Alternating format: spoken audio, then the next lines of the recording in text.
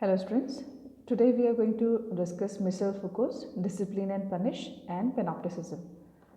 So here first of all we'll try to understand the structure of Panopticon, which was designed by Willy Revelli. So it is a drawing of Panopticon prison by Willy Revelli, which was made in 1791. The cells in this picture is marked by H, and there is a skylight on top, which was meant to provide light and ventilation to the cells, which are made on the sides, both left and right sides. Now to understand Panopticon, first of all we'll just understand the etymology of the word. So the word Panopticon derives from the Greek word for all seeing or panoptes.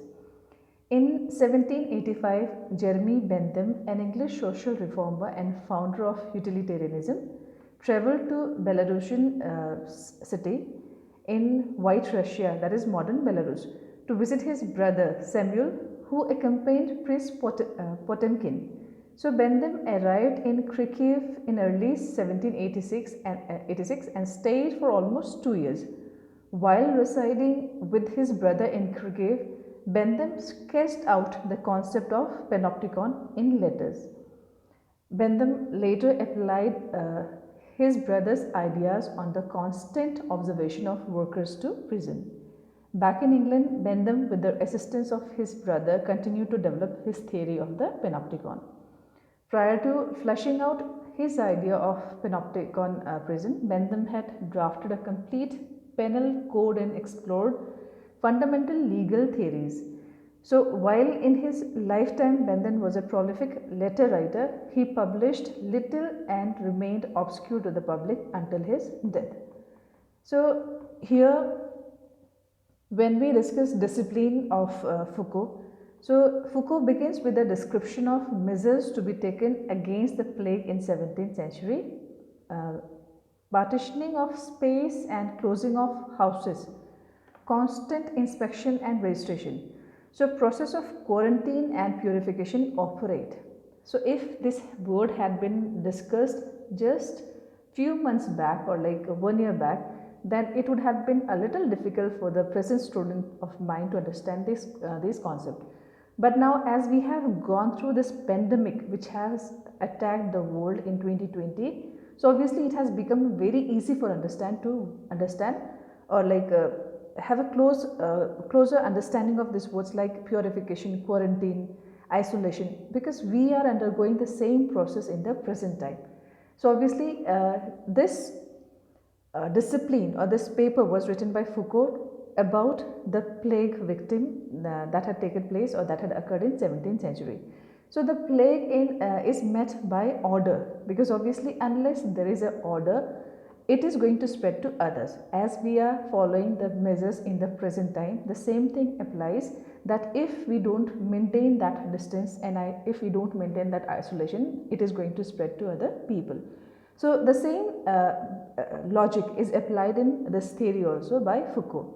And then he discusses that lepers were also separated from society, but the aim behind this was to create a pure community. The plague measure aim at a disciplined community. The plague stands as an image against which the idea of discipline was created. So the existence of a whole set of technique and institution for measuring and supervising abnormal beings brings into play the disciplinary mechanism created by the fear of the plague. All modern mechanism for controlling abnormal individuals derive from this. So here Foucault begins with the following according to an order published at the end of the 17th century, where measures are to be taken when the plagues appeared in the town. So he says that first a strict spatial partitioning, the closing of town and its outlying districts, a prohibition to leave the town on pain of death, the killing of all stray animals, the division of the town into distinct quarters, each governed by an intendant. Each street is placed under the authority of a syndic who keeps it under surveillance. If he leaves the street, he will be condemned to death. On the appointed day, everyone is ordered to stay indoors. It is forbidden to leave on pain of death. the syndic himself comes to lock the door of each house from the outside. He takes the key with him and hands it over to the intendant of the quarter. The intendant keeps it until the end of the quarantine.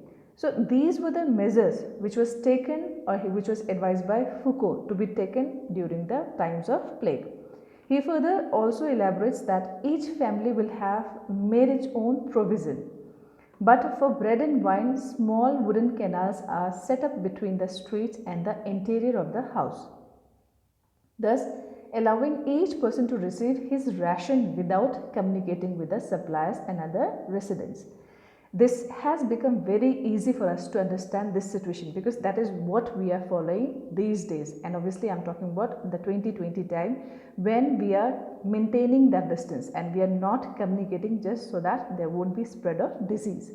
So meat, fish and herb will be hoisted up in the houses with pulleys and baskets.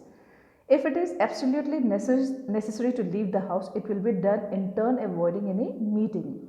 Only the intendants, syndics and guard will move about the street and also between the infected houses. From one corpus to another, the crows who can be left to die. These are people of little substance who carry the sick, bury the dead, clean and do many vile and abject offices. So it is a segmented, immobilized, frozen space. Each individual is fixed in his place and he moves, and if he moves, he does so at the risk of his life, contagion or punishment. So that means one has to follow strict discipline. That means if he fails to maintain that discipline, either he is going to be a contagion or he is going to be punished. So there was a must measure or like a must thing that there should be a proper inspection, a proper vigilance of the people who were divided or segregated in their houses. Now inspection functions carelessly. The gauges alter everywhere. So here he says that a considerable body of militia commanded by a good officers and men of substance guard at the gates, at the town hall and in every quarter to ensure the prompt obedience of the people and the most absolute authority of magistrate. As all to observe all disorder, theft and extortion. So at each of the town gate there will be an observation post and at the end of each street sentinels. So every day the intendants visit the quarter in charge, inquiries whether the syndic have carried out their task, whether the inhabitants have anything to complain of. They observe their action. That means there is strict discipline which has to be maintained and no one is allowed to interact among themselves, and there is going to be a syndicate who is going to communicate among the people. That means there is not going to be any direct communication there. So every day to the syndic goes into the street for which he is responsible, stops before each house, gets all the inhabitants to appear at the window. Those who live overlooking the courtyard will be allocated a window looking in onto the street, at which no one but they may show themselves. So he calls each of them by name, informs himself as to the state of each and every one of them, in which respect the inhabitants will be compelled to speak the truth under the pain of death. If someone does not appear at the window, the syndic must ask why. In this way, he will find out easily enough whether dead or sick are being concealed. So it is about keeping a data of the people who are inhabitant of that particular locality. So that way the syndicates will be able to maintain that record or statistics of the area, of the people who have died. If they have died, then what was the reason of the death, whether it was the disease or like some other reason. So every data will be maintained by the syndic. So here according to Foucault, everyone locked up in his cage, everyone at his window answering to his name and showing himself when asked. It is the great review of the living and the dead. That means they are being reviewed. The inhabitants are being reviewed very minutely.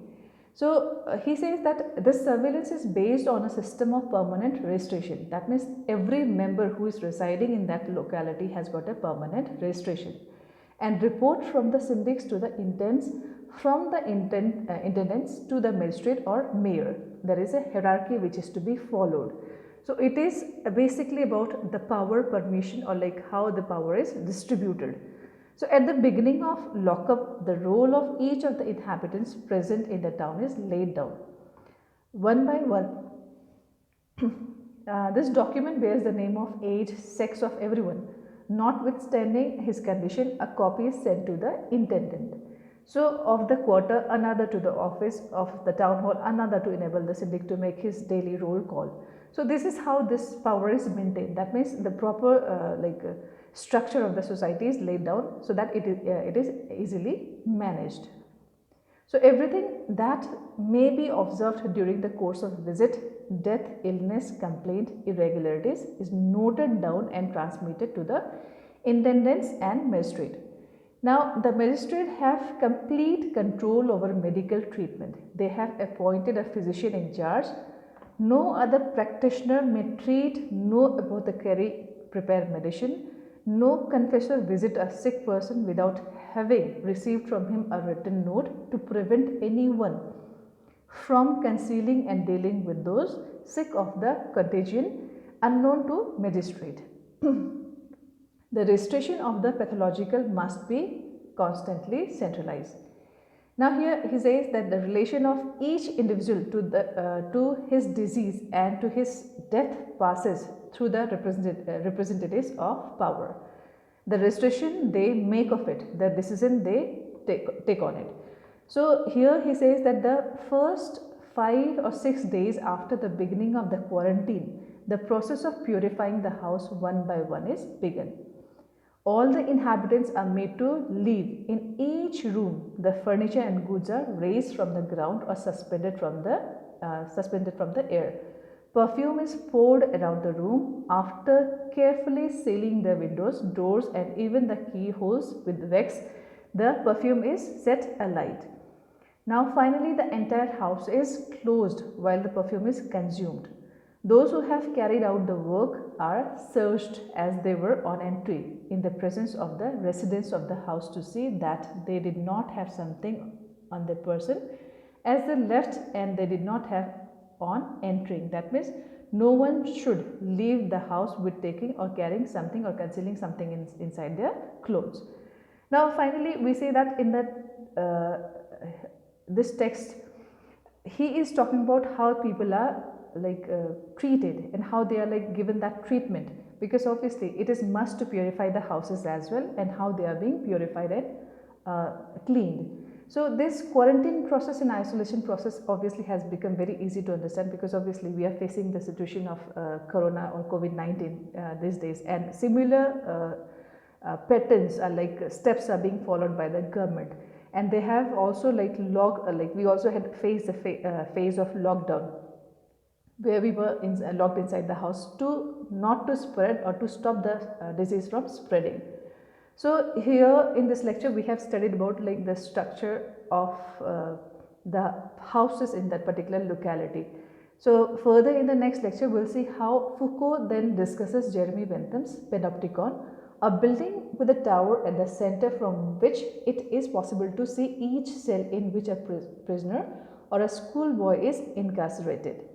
That is all for that is all about how to control, how to have a control over the people and keeping an eye on them. So it is just to make them feel that there is an eye which is constantly watching them.